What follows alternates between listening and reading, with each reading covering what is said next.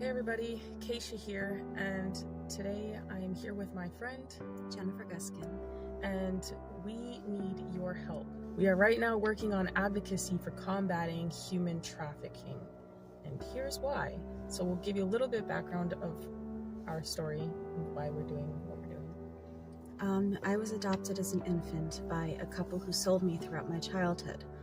I have been to Epstein Island and on multiple Lolita Express types of flights as a child. After I went public, Child Protective Services opened a substance-exposed newborn case, even though all tests came back negative, and they told me that if I wouldn't stop posting on social media, I would never see my daughter again. I started to connect how I was adopted as an infant and then sold throughout my childhood, how many other children who have been through the adoption, foster, and CPS pipelines have also been trafficked to Epstein's Elk. And as many of you guys know already, based on the work that we do at the Karis Project, I'm an American Indian born in Canada under the Jay Treaty. My father and I were exposed in the improper contagion mitigation for the COVID pandemic in early 2020. As a result of this, I lost everything: a house, cars, corporate assets, jobs. Bank accounts were shut down in Canada, and I fled to the US as an American Indian, fully documented, and was trafficked by rogue agents in ICE and other agents in the government, and forced to live with single American men. I was even imprisoned for 7 months initially, and then trafficked throughout the states. Put on full surveillance tracking and wasn't allowed to leave the city house or state without permission or work without permission. And that happened for many years, and I was on and off the streets because of that, and in and out of shelters. And that is just a small example of what many go through in this trafficking system, be it the family courts or otherwise. So that's why the Karis Project will be going to DC to speak with representatives and do live reporting. We're also going to be in contact with other families who are dealing with human trafficking, and through the CPS courts or through any other means, lesser versions of trafficking, and doing reporting on them live and otherwise. We will also be working on, we ultimately want to shine light on what's going on with the trafficking here in the US. And we also want to meet with various agencies in DC, and we'll be going back and forth for training sessions and other things so that we can be better equipped to help people deal with resolving some of the issues that we're seeing. We will also be putting forth petitions in government to help people get justice, and that's something that we have been working on already so far.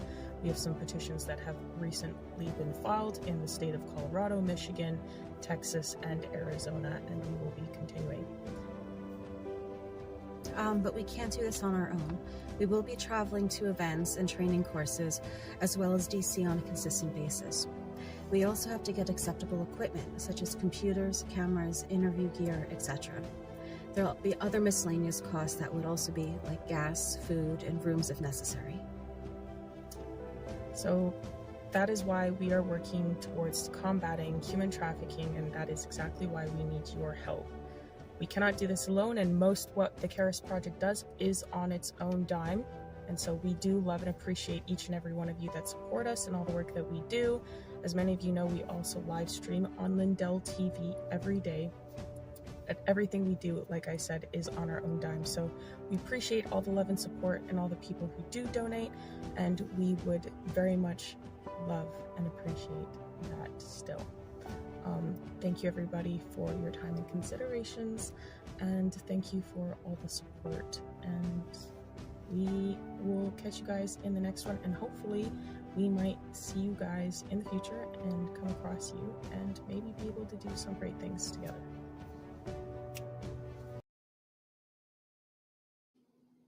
Hello, everybody, and welcome to the Karis Project podcast.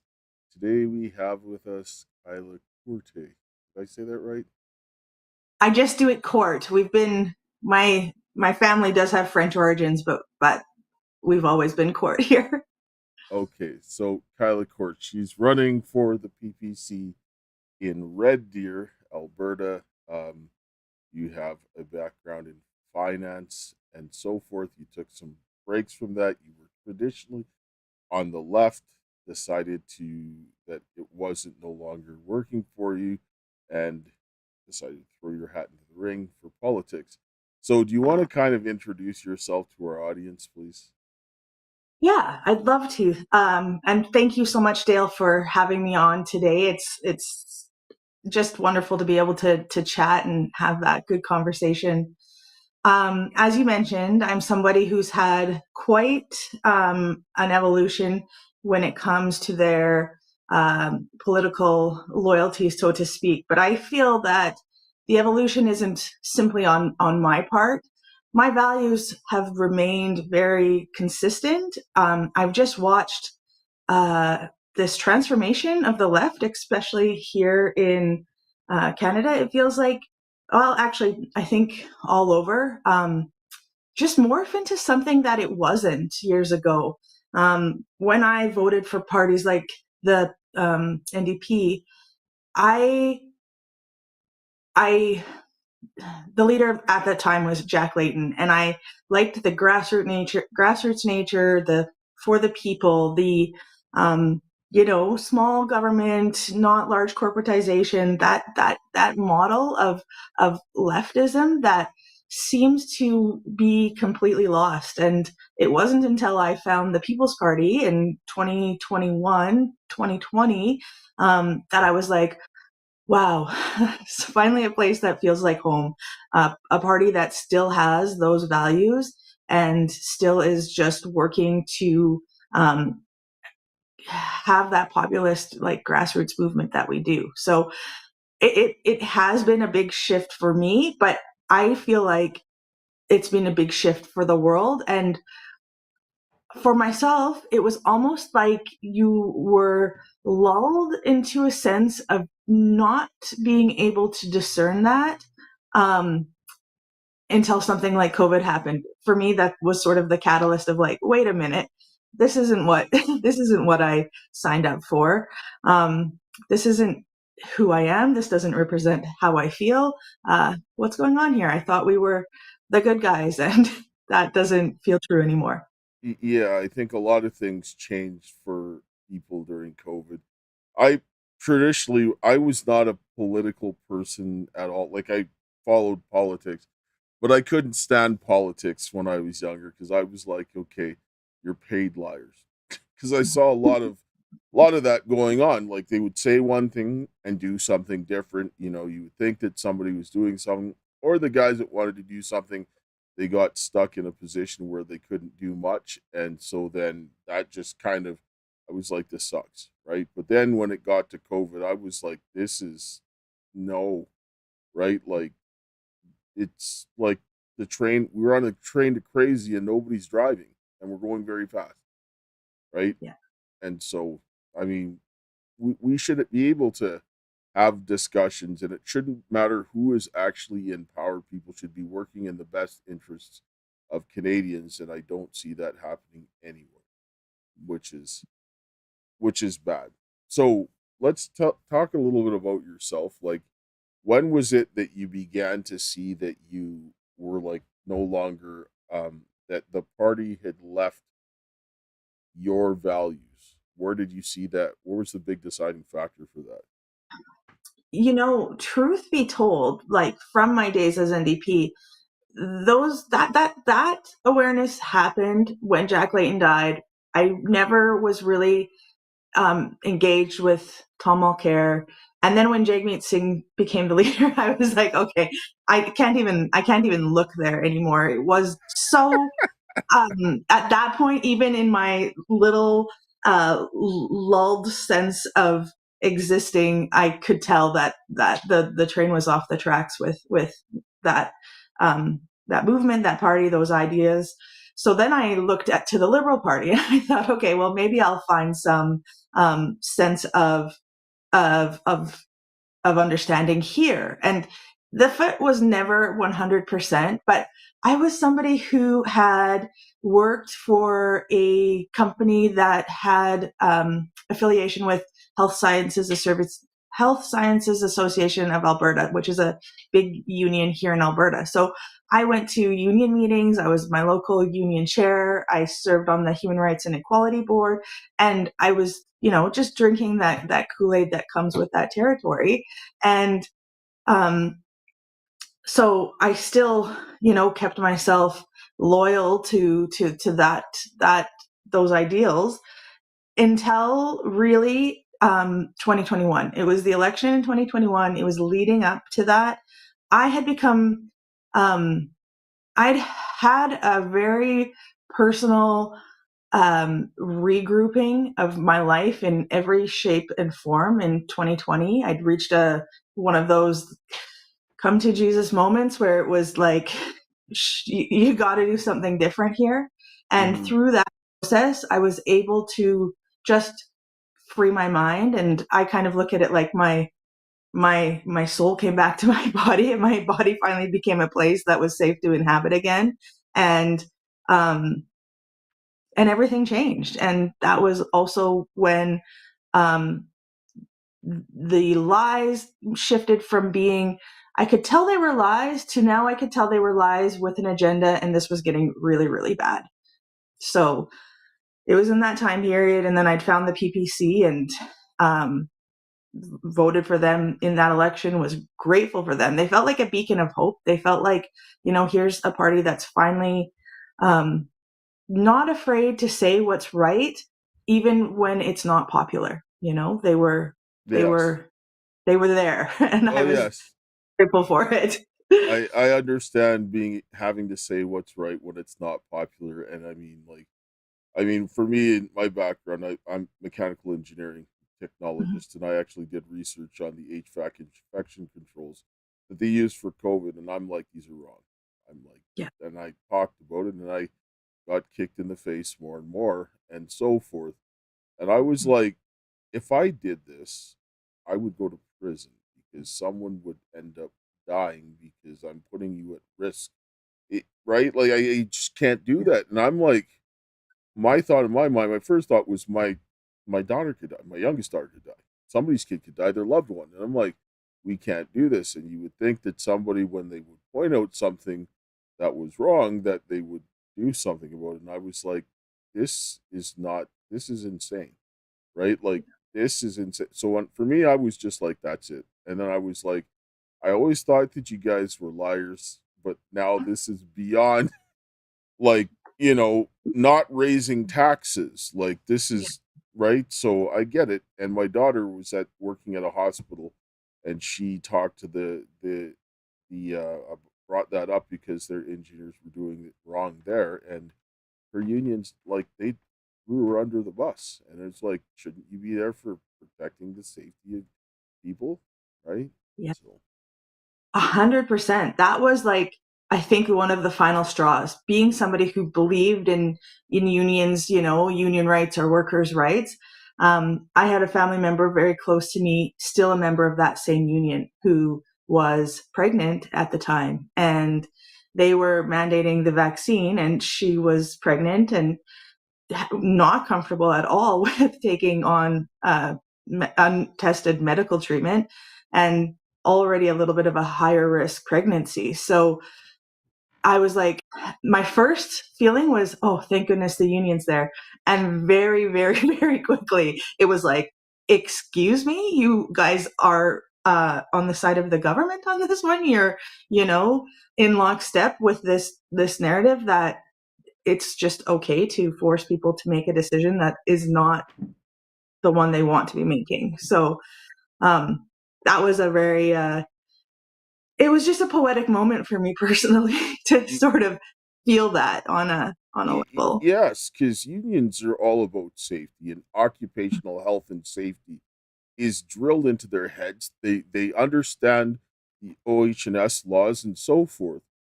When you look at the hazard reduction, like, it's listed right there: elimination, substitution, engineering controls, administrative controls, and PPE. Well, why didn't you use proper engineering controls? This is like, you're going to tell me that every person in this entire country that did Yeah. occupational health and safety looked at engineering controls and was like, oh, I didn't see that, right? Like, I mean, and the stuff that you were normally doing in your job and consulting with those people to properly keep you safe, because, for example, you're a hospital setting and you have somebody with a compromised immune system, they have to be isolated, and they put in an isolation room. Who does the isolation for that? Engineers, right? Like, they're the ones who design them so that they can keep them alive. So Yeah. why wouldn't you be utilizing those things to reduce the risk to the people, especially the ones that are working there on a regular basis? This is where I was like, why? Right? Like, I mean, nothing made sense. And that's No. no. And that's where I was like, I'm out. I'm out. Yeah. Right? So Yeah. Yeah. And in I a way, sorry, yeah. go ahead. No, go ahead. Well, I was just, yeah, in a way, like, as terrible and hard as it was, I am grateful for the hard wake up call, that it was. And I, I, I just, my heart like breaks that hasn't been more pronounced. It feels like, um, we still have people who have a completely different perspective on even just the reality of what transpired over those years. But I am grateful that for some of us it was that big eye opener that we all needed. Well, I think people that just look at what's in front of them and begin to make decisions. And most people, like, I mean, like, I've talked to people on different political persuasions, and most people want similar things. We might go about it a little bit differently, but we want the same things. Everybody wants to be able to make a living. Everybody wants to have their family safe. They want their kids protected. They want good education. They want to be able to own a home. Like, all of these things, and they want to feel safe when they pick up the phone and call the police. They want someone to go and pick up a person who's committing crime and be protected from that person who's committing crime. Like, I don't see anybody that says, please let somebody rob my house. Like, don't see it. Or, no, I don't want to make money when I go to work. Let me work for free. Who says that? Nobody. Right? No. So everybody wants to do that. So why, like, you would think that this is what the government should be doing. Whoever's in power, how, what, I don't, not necessarily going about the route you get there, but these are things that people should prioritize. Right? Yeah, that makes sense to me. And I mean, having lived sort of on both sides of this spectrum, I know that is the truth. It's just it's the truth of what people want. It's how the government has been able to sort of manipulate that for their own purposes and their agendas. And probably not even just their own agendas, but the agendas of the global associations that exist, that are even larger than our own federal government, but that our federal governments have agreed to adopt, enforce, and propagate the agendas that exist there. So people do want that. One thing that I notice is this: Can you you either look at people. Sorry. Can you just clarify on what, like, giving us an example of a global agenda that you're saying that we're kind of subscribing one? Well, even going back to like the pandemic, the response was spearheaded by the WHO. Alberta released a report not that long ago by its own group of auditors on how we responded as a province. And even in that report, it notes rather than following our own Alberta game plan, we defected to that WHO, World Health Organization game plan that was first adopted by the federal government and then disseminated onto the provincial governments. So this was not Canada acting in the best interests of Canadians or even Alberta acting in the best interests of Alberta. This was the World Health Organization, which is an unelected body of bureaucrats, and they were disseminating this information globally, and everyone was just following it without really, taking the time to think, is this in our best interest, or is this maybe in somebody else's best interest? So that's one. In Alberta, the one that's probably the most, well, there's a few more, but the Paris Climate Accord or Agreement, which has been the huge source of discontent in Alberta because it's the marching orders for the federal government to put what is essentially a production cap on Alberta oil and gas. So again, an idea that has come from an unelected global body that is propagated and disseminated and made like law by our federal government, that it is that in the best interest of Canadians? Is that in the best interest of Albertans? Or who is that in the best interest of? Funny that you should mention these things. These things are both things that I discussed and so forth. And when it comes down to the climate stuff, they have to talk to people like me, because people like me are the ones who design these things and make them work, and they don't work the way that they're intended. And it's impossible to meet those goals that they're saying that we want based on the engineering that it would take to do that. It's just not there. And they're getting heavily subsidized by the taxpayer, and that's not how you make things work. That's not how you make things profitable. You're just basically stealing from someone to pay someone else to push an agenda. You're not allowing the actual science to dictate or drive where this is going. You're saying this is what we're going to do, and you're going to pay for it no matter what way it goes, and that's not the way things work. That's how you destroy countries. The other thing is that Alberta report. I actually talked to Dr. Derry Davidson in person about this. The big fatal flaw that they did, and I told them about this, was there's no mention of engineering controls.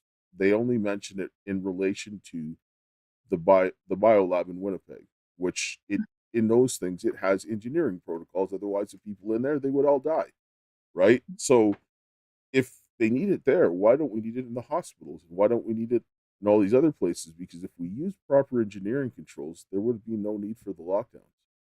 90% of your infection controls for something that's traveling through the air, through aerosols or whatever, is proper engineering controls. We could have saved, and it's just, again, like getting the right people for the job. You have doctors are very good at what they do, but they're not engineers or technologists. Just like I would never tell you to come to me for heart surgery, right? Like I don't know, right? And this is what I was talking to another guy that was out in Ontario, and he was talking about running a business. We need to run the government like a business, right?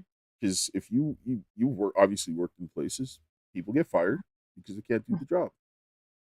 Same thing should happen in government. Don't you agree? 100%. Even swifter, and for on that point, like conflicts of interest. I worked in an industry where you had to declare every activity, to coaching your child's soccer team, to volunteering for XYZ club, and the company got the final say on whether they would permit that activity. So I'm not certain how a financial planner how the position of a financial planner puts you in so much power that these sort of conflicts of interest are at the forefront of everything you do. But we have elected officials who, are able to act and dictate and not be held accountable when it's shown that they've had major conflicts of interest that have led to their own profiteering from of their friends, and there's just no system of account. And at the very least, they're getting reelected sometimes. So it's a funny dynamic to me. Well, yes, and we're not even using the laws that we have, because when you look at the occupational health and safety laws, the minister is responsible for any occupational health and safety guidance, and they did it wrong. Like, I mean, you shouldn't be doing this. Like, for me, when I do my risk analysis, I have to look at, is it possible? Could this happen? It's not whether it's likely or not. It's like, could this happen? Because some people die from workplace injuries. Is it super common? No. But what happens when somebody dies? You can't fix it because they're dead. So you want to do things to make sure that somebody doesn't do something stupid and dies. You can't eliminate all the risks, but you've got to try to, right? And when we're dealing with human beings, it's not like okay, I lost $100,000 because I could make that back. But if somebody's father or mother is dead, you can't bring back their parent, you can't bring back their loved ones. So what is that? That's the highest priority. So I have to do this in my daily life and so forth. You have to make sure that people aren't losing all their money, otherwise they're not going to come to you. So why are we not taking this approach with government? I mean, this is what needs to change, right? And I agree with you that there needs to be something different. So what would you do to speak for your people in Red Deer? Well, first and foremost, what I would do is actually listen to their concerns and bring those concerns forward to the House of Commons.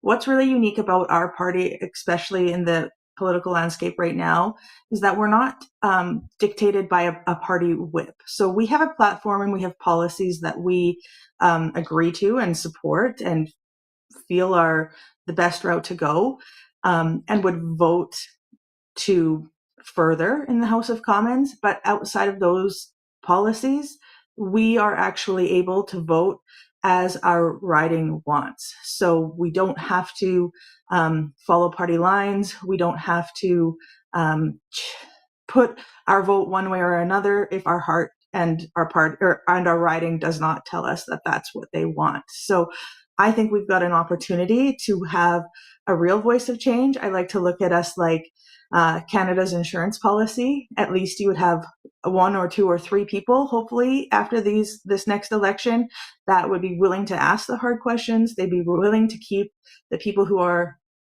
in power, who are elected in the numbers that they do earn the prime ministership of the country. We would at least be that voice there to keep them to task, to hold them accountable, and to call out when we see that they're not acting in the way that they've either promised to, or that they're the people who gave them the power to be in this position would want. You said something very important. Listen to the people in your riding, in your constituency, and then vote according to what they want. Like, that is what government is supposed to be.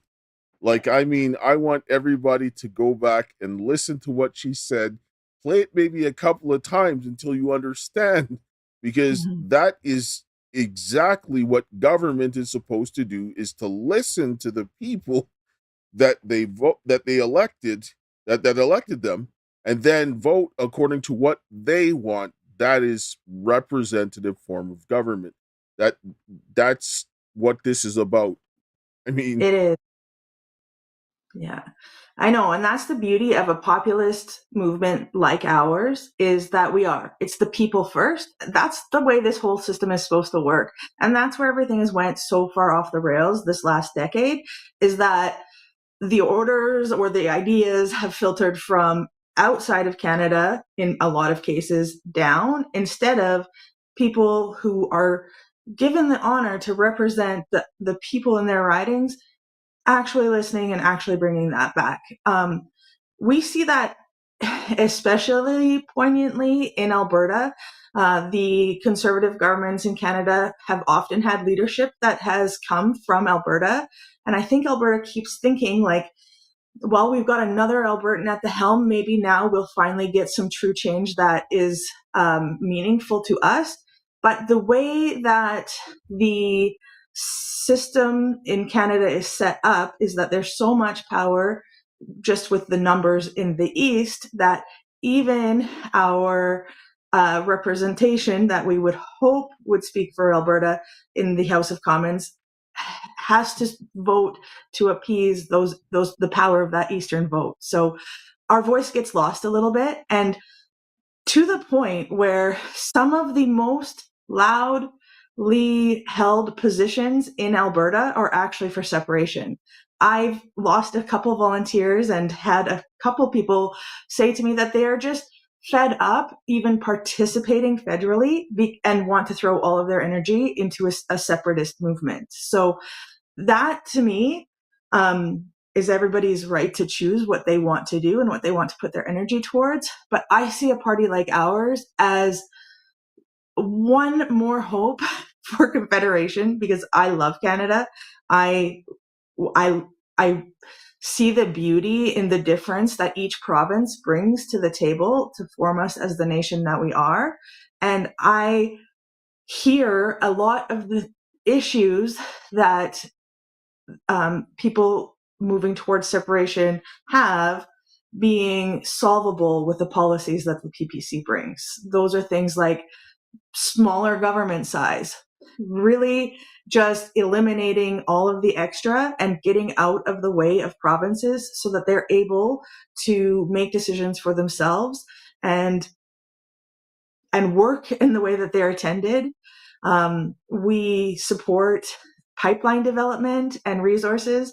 I was chatting with a gentleman, and it was kind of an interesting conversation because he was a liberal voter. And now that the Trump has made everybody so furious with the US, he was saying, well, our only option is to get the oil and gas to America. And I was like, exactly. So wouldn't it be nice if our own country worked together so that we could have access to ports to get that resource to the globe? Alberta produces some of the cleanest oil in the world, the safest, most ethical. I can't remember the statistic completely, but for every barrel of oil that Alberta exports, we are saving hundreds of tons of carbon for oil produced anywhere else. So that's it's just I really want to appeal to my separatist friends, because the PPC could help. It could facilitate what you want and keep us here in Canada. Just we need to take a quick commercial break, but we'll come back and discuss this a little further.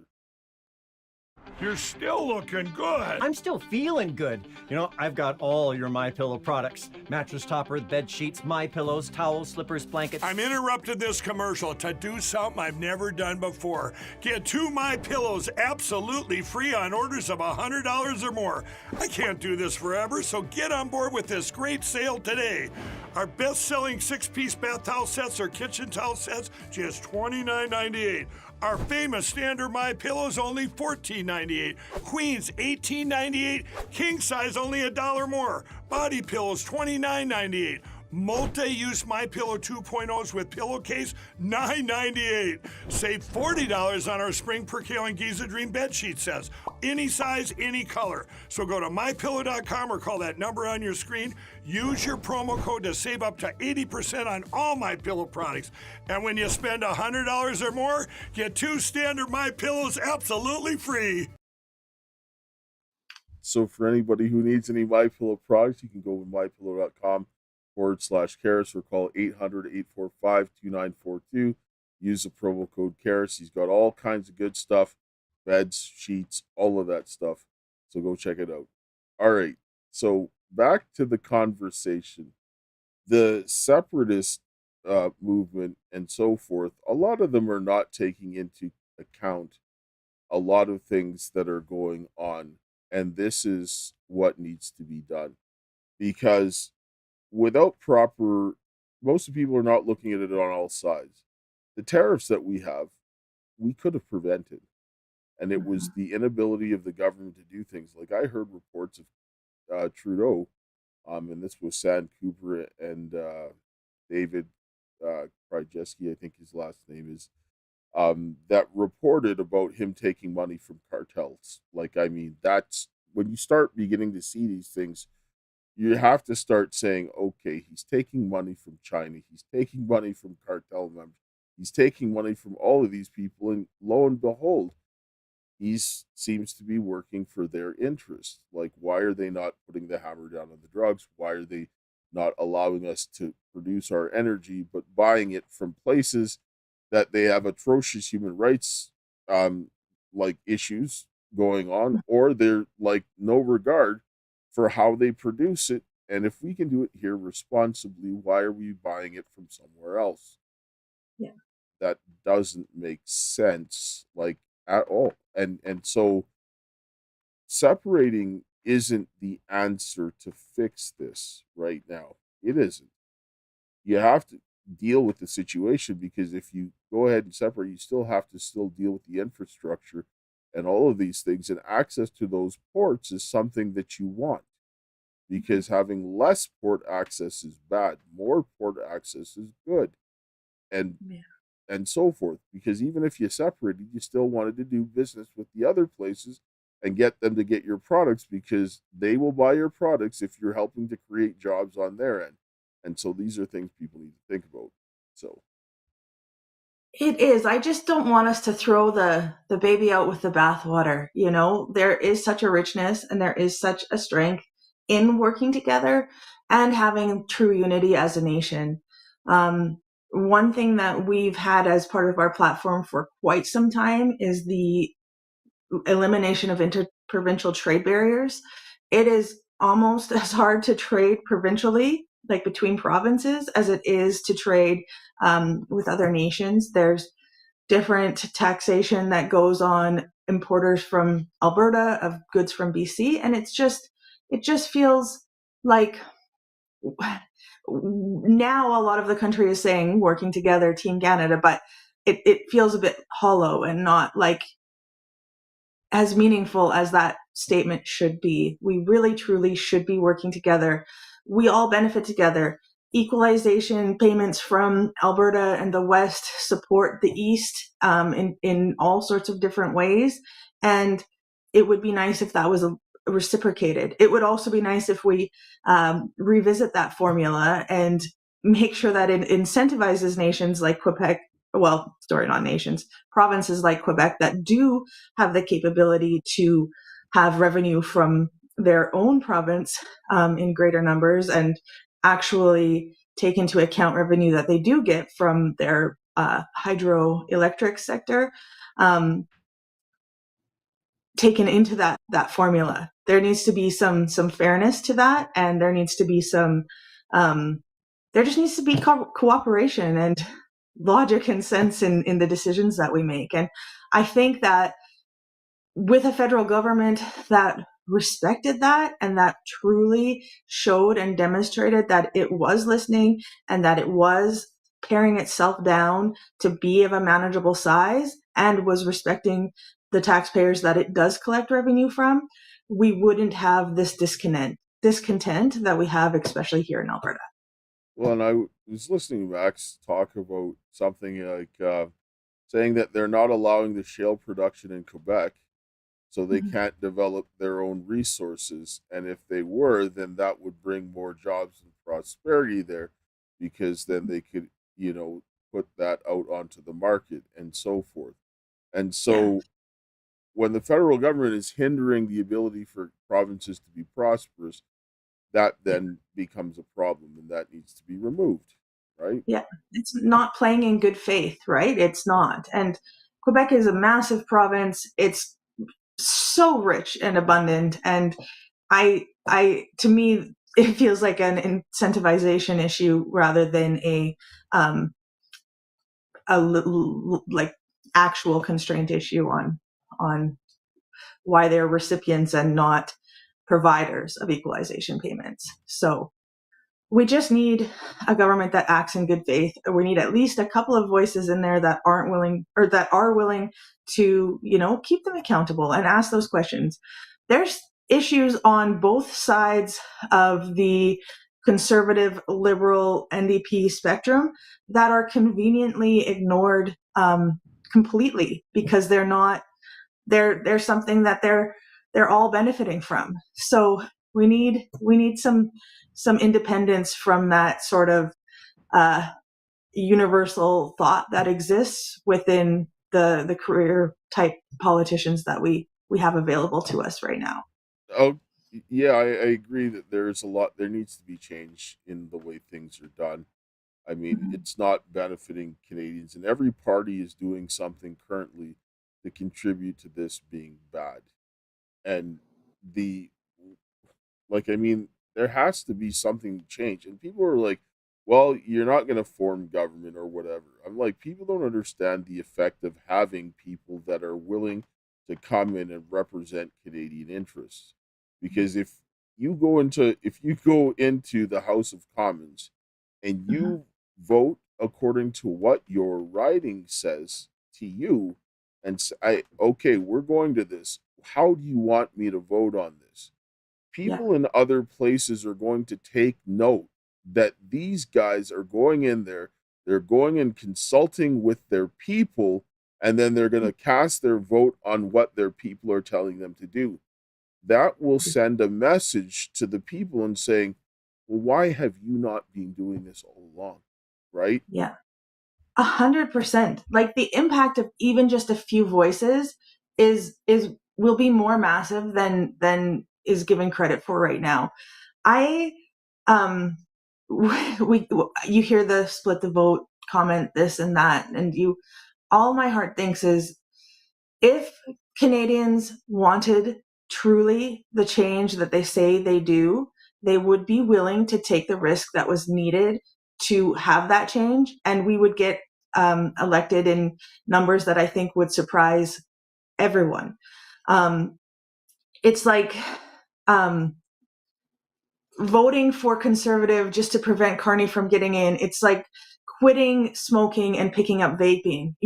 Are you really that much better, or are you just, you made a decision that was a little bit hard, but it'll be a little bit better than it was.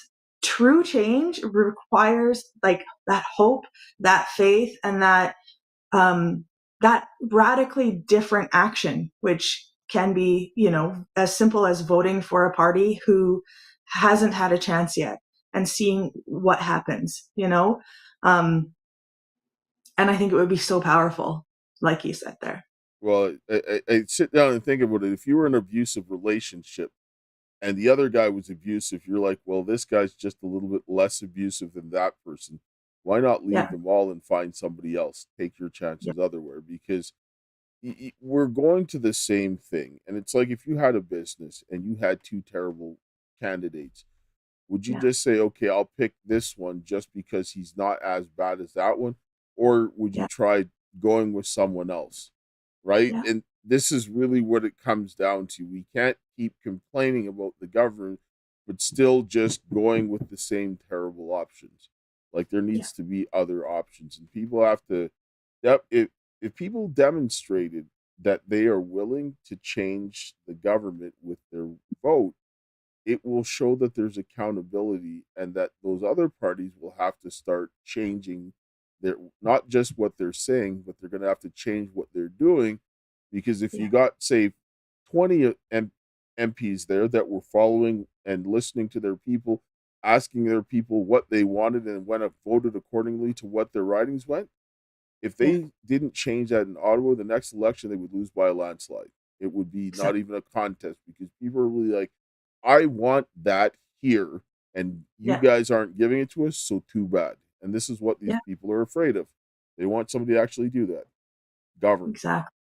Yeah, I know. And the manipulation of that fear, it's feeling very like COVID, like this Mark Carney threat of how terrible he would be. It's paralyzing people into making, the same easy choice that Canadians make time and time again. Replace the Liberals with the Conservatives, settle for a little bit better, get frustrated with that, and then we'll find ourselves back with the Conservatives in 4 or 8 years.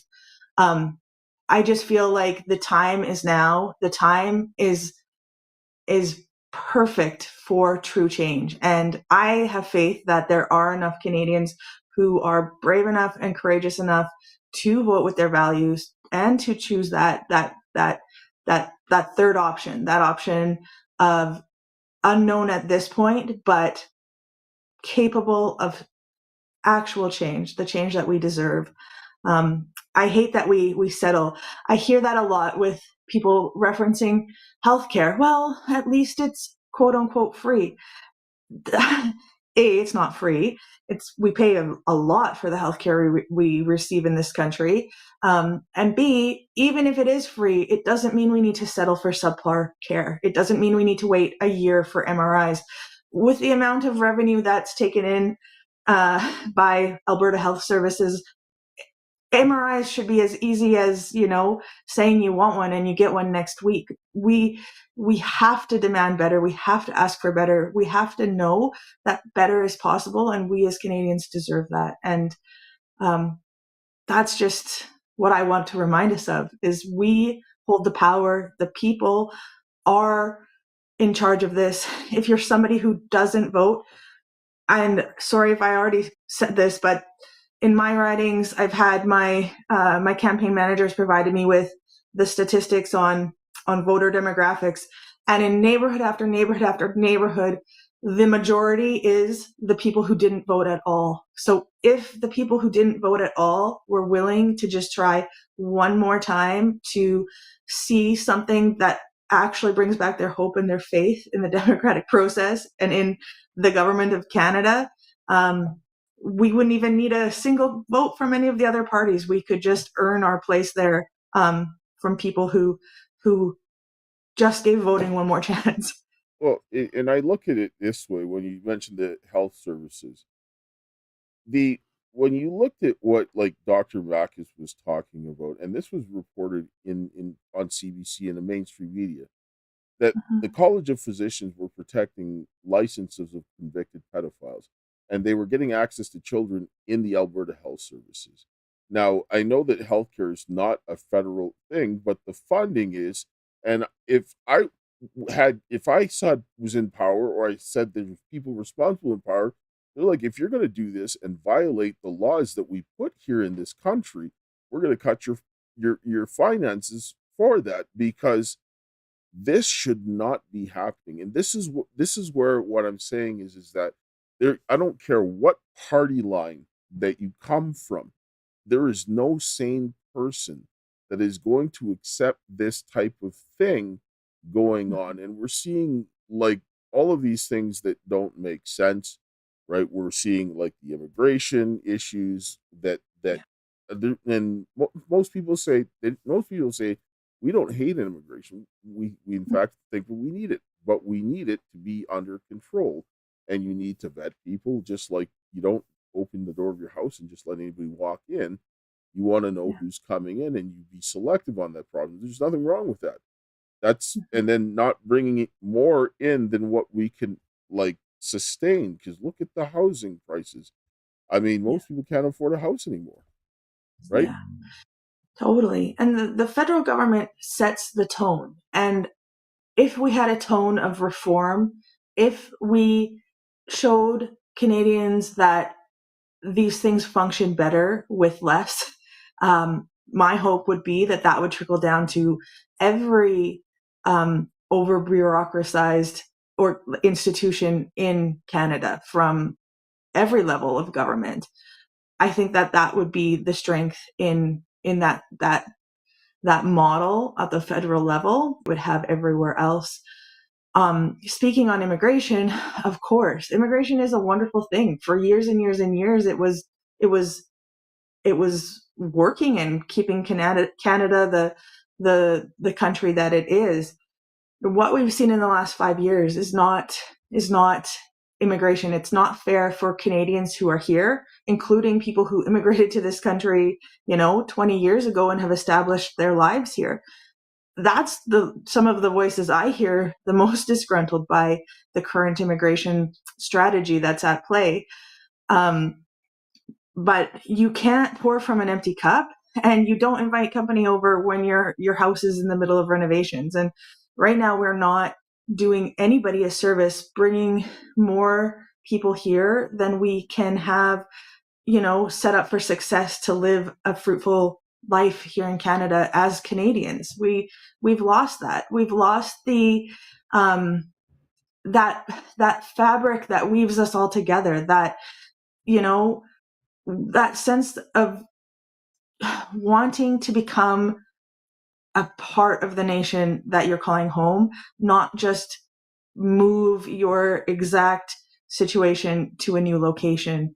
And we would call for a moratorium on immigration until we can get these things sorted out, until we can ensure that Canadians are thriving and being taken care of, and newcomers will be properly integrated and set up for success. And I just think that's that's down to earth. That's what you'd hope was happening. It's kind of a shame that it's where we need to be, but that's what happens when you've done something to the point of excess and you've thrown off the equilibrium that's required between infrastructure, housing, and population. But a lot of these guys that are coming here, people are coming here, they have homes where they are. They're bringing him here to become homeless because we don't have anywhere literally to put them. So what is the point of bringing someone who had a home to a place where they have no home? Like, this doesn't make sense. It's not fair to them, nor is it fair to us. It's not fair to anybody. So why not fix the issue? Because if you have nowhere to put them to sleep or to live, why are you bringing them here? Yeah, it shouldn't be happening. That's the pure and simple answer.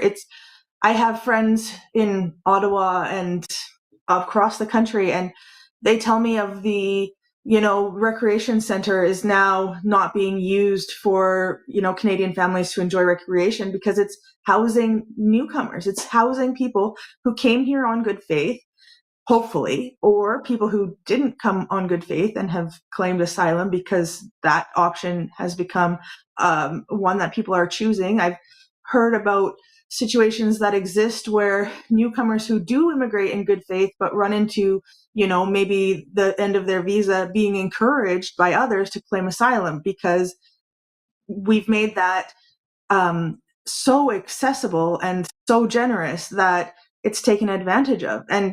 And that is a common theme in Canadians too. We're good-hearted. We have grown up in a country where if you're fair to me, I'm fair to you. If you're honest with me, I'm honest with you. So we look at the people we interact with as acting on good faith.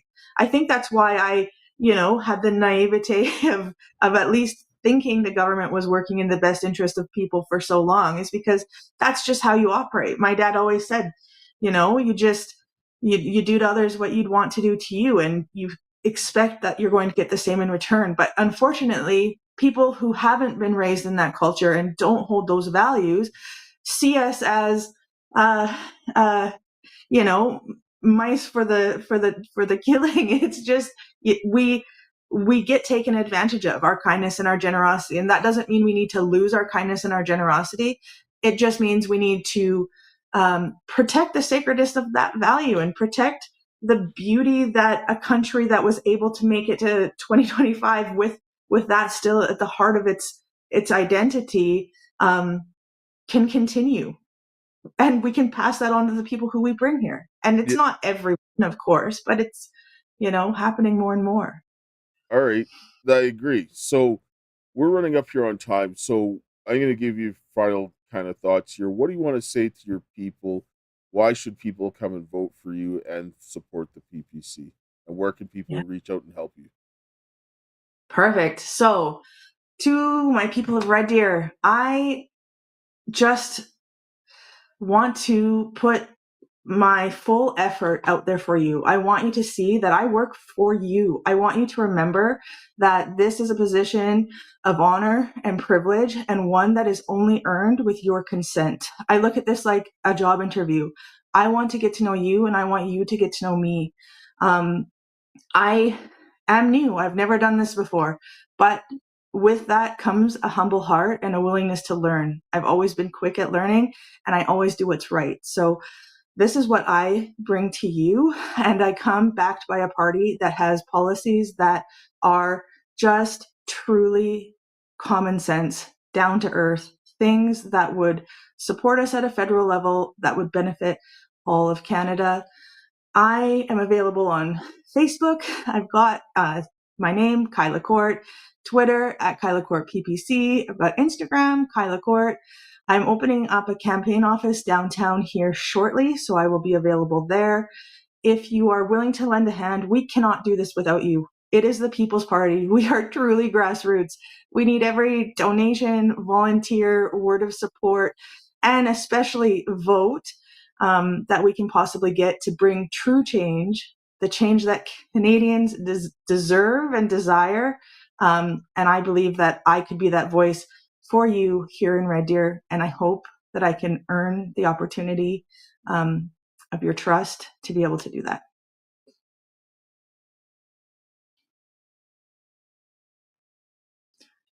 Oh, sorry, Dale, I can't hear you I there. like Maybe. talking to myself sometimes, apparently. I said those are good things to consider, and I mean somebody who wants to do things because they want to help is a compelling argument. So I mean, consider what she's saying. Go over, if you're in the writing, reach out and talk to her. We can talk offline about things that can be done.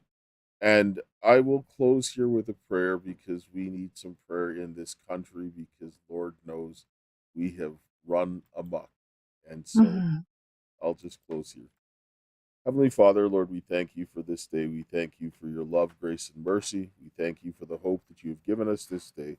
And Lord, we thank you for the work that Kyla is doing and others like her that are standing up to do things to try to fix their country so that we can have a opportunity to rebuild our families, our churches, our community, our nation, and bring some common sense to run the ship, and that we could have some prosperity for our children is my prayer.